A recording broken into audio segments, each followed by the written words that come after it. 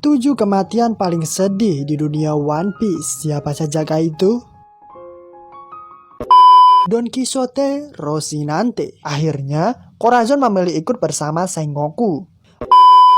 14 tahun pun berlalu. Corazon akhirnya tumbuh dewasa menjadi marinir dan menjadi salah satu komandan di angkatan laut. Lalu, Sengoku mengutus Corazon untuk menyusup dan memata-matai bajak laut Don Quixote. Saat kembali ke tempat ia berasal alias ke kakaknya yaitu Doflamingo, ia pun dijadikan anggota eksekutif atau atasan di bajak laut Don Quixote karena ia adalah adik dari Doflamingo.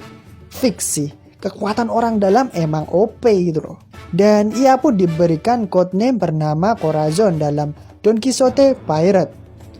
Oh iya, sedikit fakta menarik seputar Corazon. Kalian sadar gak sih kenapa Corazon itu kasar terhadap anak-anak di Don Quixote Pirate, tapi sangat baik kepada Lau, bahkan mempertaruhkan nyawanya sendiri untuk menyelamatkan Lau.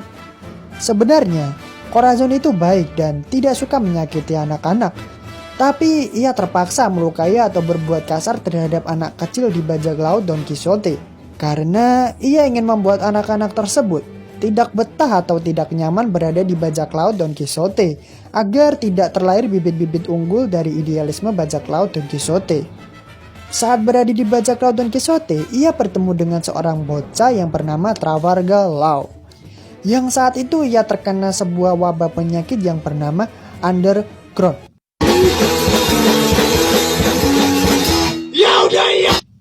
Maksudnya Underland. Underground mah lagu, cok. Yang menyebabkan Lau tidak bisa hidup lebih lama lagi. Setelah berpamitan kepada Doflamingo, Corazon kemudian pergi bersama Lau untuk mencari sebuah buah iblis yang bernama Opeopenomi untuk menyembuhkan penyakit yang diterita oleh Lau. Singkat cerita, setelah 6 bulan, Corazon berhasil menemukan dan mencuri buah iblis Opeopenomi dari sekelompok bajak laut yang diberitahu oleh Doflamingo dan memberikannya kepada Lau. Sialnya, ketika Corazon memberikan sebuah gulungan kertas berisi sebuah pesan yang dititipkan kepada Lau untuk diberikan kepada anggota marinir di tempat yang sudah dijanjikan, Lau malah memberikan gulungan tersebut kepada anggota marinir.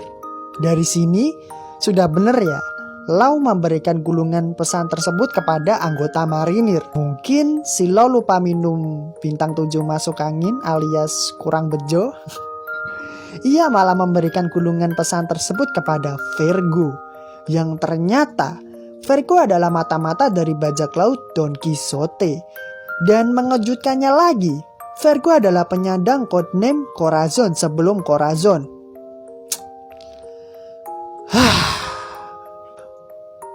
Dan mengejutkannya lagi, Vergo adalah penyandang nama Corazon sebelum Don Quixote Rocinante. Akhirnya bisa juga, cok. Lalu Vergo menghajar mereka berdua dengan kekuatan full hakinya. Kemudian Vergo melaporkan dan mengungkap siapa sebenarnya Corazon kepada Doflamingo. Karena Vergo sibuk menghubungi Doflamingo, ia pun lengah dan momen tersebut dimanfaatkan oleh Corazon untuk melarikan diri.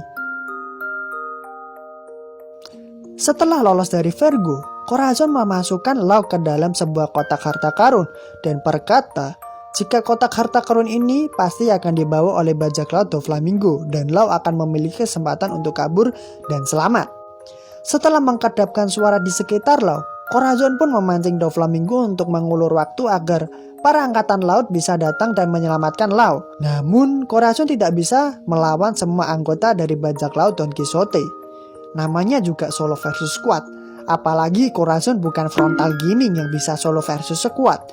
Akhirnya Corazon dibunuh oleh kakaknya sendiri, yaitu Doflamingo, dengan cara menembaknya berkali-kali dan tepat di dadanya hingga ia tewas.